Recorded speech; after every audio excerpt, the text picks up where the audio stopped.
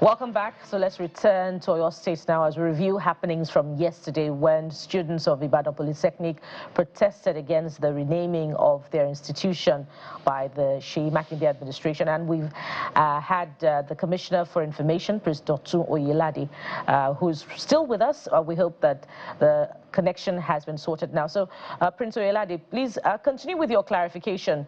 You were trying to talk to us about the protest by the students yesterday. Go ahead, sir. Very much.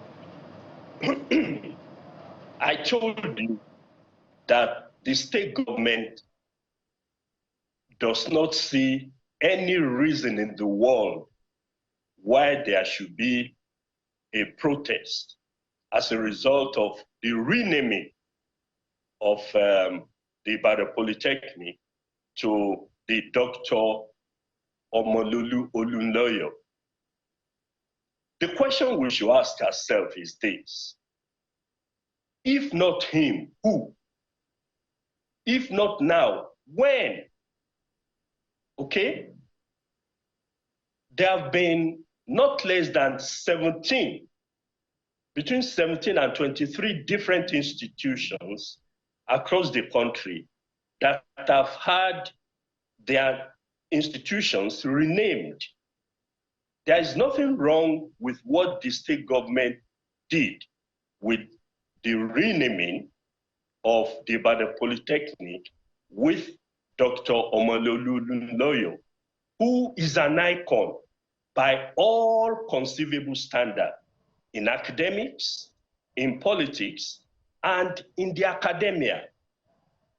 Don't forget, this was the same gentleman who, at the age of 35 in 1970, was appointed as the first rector of this institution. So we believe that the protestation is rather miscarried and misplaced. We stand by that decision because it is a worthy decision for a worthy son of Oyo State. We respect our students a lot. We defer to them. And as the deputy governor said yesterday, we will do anything, bend over backwards to please them. But we will be fair and we will be tough. This time around, we are sticking by our decision. All right.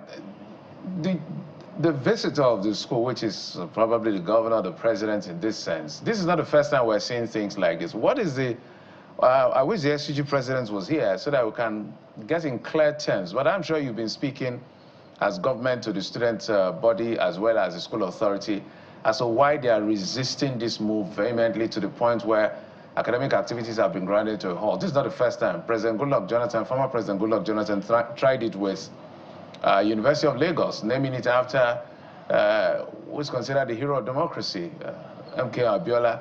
And the people in University of Lagos resisted it until they won. And till today, still the University of Lagos. So what are the reasons, besides the fact that the governor has authority to rename and all of the reasons you've espoused are to the credentials of the elder statesman who has died, but the students are saying no. Why do you think they're saying no? It's because of lack of knowledge, and this is with due deference to their faculty, by the way. They are very brilliant people, but it is because of lack of knowledge of the worth of the man who just died. If the university, if there was protestation when former President Jonathan named the University of Lagos after someone else, and the protestation stopped, was successful, it's only an aberration. If you look at the horizon called Nigeria, there have been, as I said, not well over 20 institutions that have been renamed. And that decision by government stuck. This one will stick too, because we are talking to our students. They need to know who the icon is. Well, I asked the question that if not now, if not him, Dr. Malulu Loro, then who? The first rector. If not now, then when? The man just died, and we believe, after due consultation, that it is one of the best things to do for him. And he has taken that decision.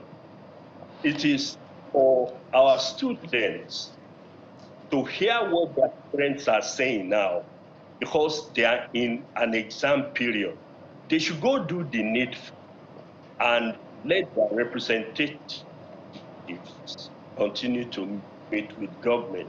But to us, we have done the needful, and we believe that our decision in renaming that Polytechnic, that Dr. Malulu Loro, our decision is just and correct.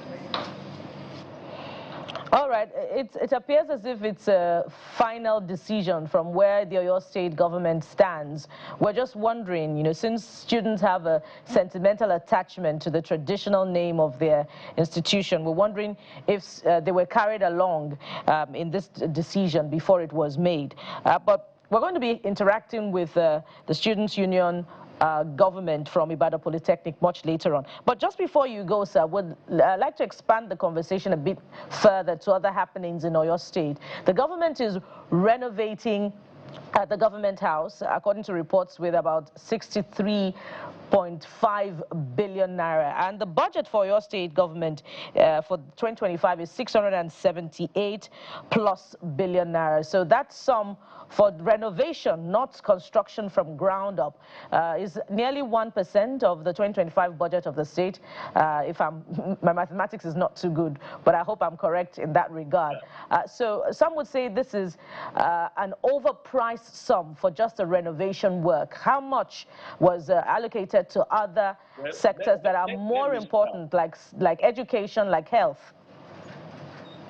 Let me start by correcting the impression you've had. And the word renovation, which you used, is a carryover of the propaganda that is abroad concerning this particular project. I issued a press release immediately after our last Executive Council meeting. It was a 21-paragraph press release, and not once did I mention the word renovation. What the state government is planning to do is to overhaul and to reconstruct the Oyo State government house, which has been there since the days of John Rankin. I'm talking about well over 50 years ago, as you can see, 70 years ago, as a matter of fact. So we have 21 different facilities, constructions that will be affected by the project. 21 different. We have the banquet hall, which is going to be overhauled altogether. We have the government, the governor's residence itself, which is leaking, and is decrepit.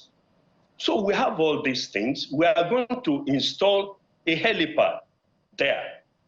If you look at what the cost of the naira is to the dollar, it's a tribe. And it's for anybody to see without mischief that spending that money is worthy of a legacy of the government house, Agudi, that's been there and far older than many other of such ills across Nigeria. Okay? So we are spending the money correctly. And you mentioned education, agriculture, infrastructure.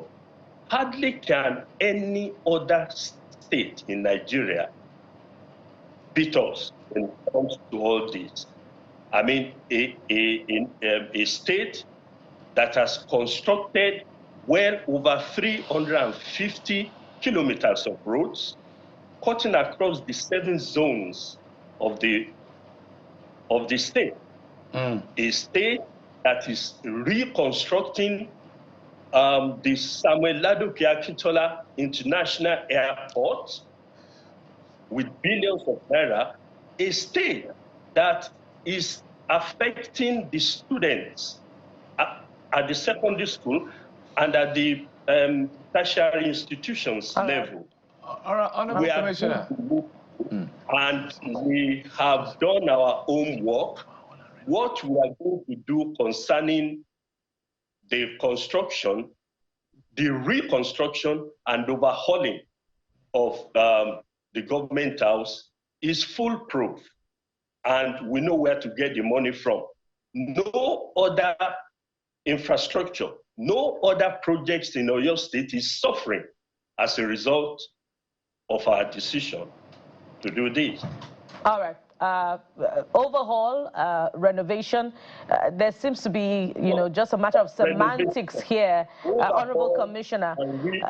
Some would say inside that 63 billion naira, you could get maybe 10 primary healthcare centers from that sum alone. But clearly it's an ongoing conversation. And the amount allocated has need for more scrutiny. We'll have to have this conversation much later on the program. And we're sure to invite you yet again. We must thank you at this point for your time on the program. We've been talking with the Honorable Commissioner for Information in Oyo State, Prince Dotun Oyelade. Thank you very much, sir, for your time on the program. And from here, we'll touch on Lagos politics. What exactly is happening with the local government elections as far as the opposition parties are concerned? We'll be looking at their perspective after this time out. Join us again.